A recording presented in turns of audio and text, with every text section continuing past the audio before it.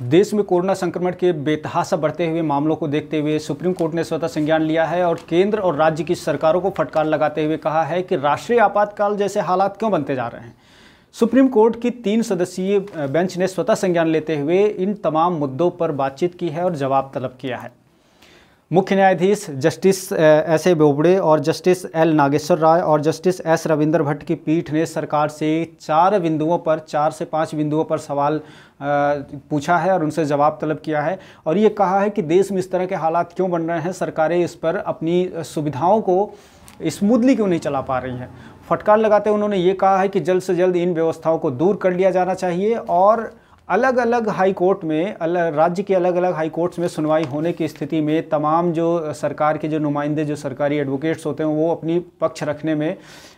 ठीक तरह से कामयाब नहीं हो पा रहे हैं। कन्फ्यूज़न के विवाद को देखते हुए भी सुप्रीम कोर्ट ने नाराज़गी जाहिर की है कि आखिर ऐसी स्थिति क्या बन पड़ी है कि सरकार स्पष्ट रूप से जवाब नहीं दे पा रही है। सुप्रीम कोर्ट ने कहा है कि देश के 6 हाई कोर्ट में, जिनमें शामिल है अपना दिल्ली, बॉम्बे, सिक्किम, मध्य प्रदेश, कलकत्ता और इलाहाबाद, ये तमाम हाई कोर्ट्स अपने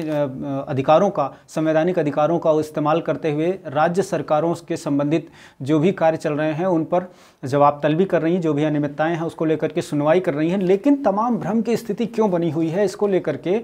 सरकार को फटकार लगाते हुए सुप्रीम कोर्ट ने कहा है, साफ तौर पर कहा है कि अब किसी तरह से ये मामला सहने योग्य नहीं है। अब किन किन बिंदुओं पर सुप्रीम कोर्ट ने जवाब तलब किया है ये भी हम देखते हैं। सबसे पहला है ऑक्सीजन की आपूर्ति, दूसरा है जो वैक्सीन लग रही है उसकी जो विधियां हैं कैसे लगाई जा रही हैं, उसका तरीका क्या है और किस तरह से उसका इम्प्लीमेंटेशन किया जा रहा है। तीसरा, ऑक्सीजन की आपूर्ति किस तरह से की जा रही है और कहाँ से उसकी क्या प्लानिंग बनाई जा रही है, इस पर भी सुप्रीम कोर्ट ने जवाब तलब किया है। इसके अलावा लॉकडाउन को घोषित करने की जो राज्यों की शक्तियां हैं उसके ऊपर भी सवाल उठाया है और ये कहा है कि इन तमाम बिंदुओं पर सरकार को ये चाहिए कि वो अपनी स्थिति को क्लियर करे, स्पष्ट करे और किसी भी तरह की भ्रम की स्थिति न डाले। और जो राज्य की जनता है, जो देश की जनता है, अलग अलग राज्यों में निवास कर रही है, राज्य सरकार और केंद्र सरकार दोनों की जिम्मेदारी बनती है कि उनके किसी भी तरह की जो परेशानियाँ होती हैं उनको स्वतः जो है दूर करने की कोशिश करें और जल्द से जल्द इन पर अपनी कोई रणनीति बनाकर उसको कोर्ट को भी बताएं और आम जनता के हित में उसे लागू भी करें। वहीं अगर बात करें दिल्ली हाई कोर्ट की, तो दिल्ली हाई कोर्ट ने साफ तौर पर यह कह दिया है कि अगर किसी की जान जाती है,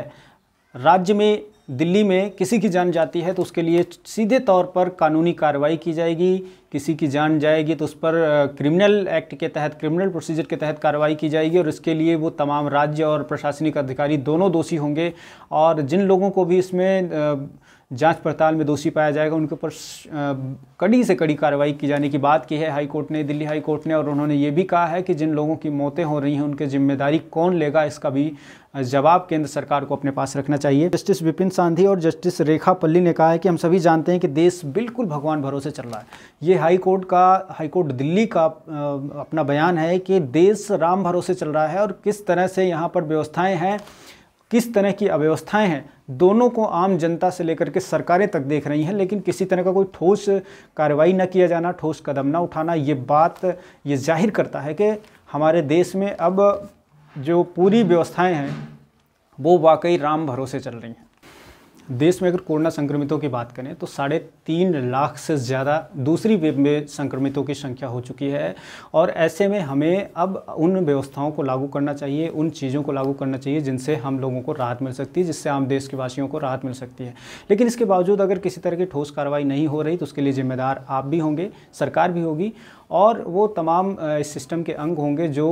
इस समाज के एक सिस्टम में रह रहे हैं, जो इसको स्मूथली चलाने के लिए जिम्मेदार हैं। आम जनता से भी रिक्वेस्ट यही है कि आप सभी लोग कोरोना संक्रमण से संबंधित जितने भी रूल्स हैं उनका बाकायदे पालन करें, सोशल डिस्टेंसिंग को बना के रखें, मास्क को पहनें और इसके अलावा अपने प्रिकॉशंस के तौर पर आप अपनी जो भी प्रिकॉशन इस्तेमाल कर सकते हैं वो करें। सुबह शाम एक्सरसाइज ज़रूर करें और जल्दी उठने की आदत डालें, देर से सोने की आदत ख़त्म करें और अपने शरीर में जितने भी आलसपन हैं उनको दूर करने के लिए तमाम तरह की जो विधियाँ हैं, जो हमारी पुरानी विचारधाराएँ हैं उसको अपनाएं।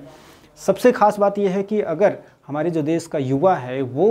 मेडिटेशन की तरफ ध्यान दे तो बहुत अच्छा होगा उसके लिए और बहुत कम समय में उसके जीवन को एक स्मूथली और अच्छे तरीके से आगे बढ़ाया जा सकता है। आज के लिए बस इतना ही, आगे फिर मिलेंगे किसी और नए विषय पर, तब तक के लिए नमस्कार।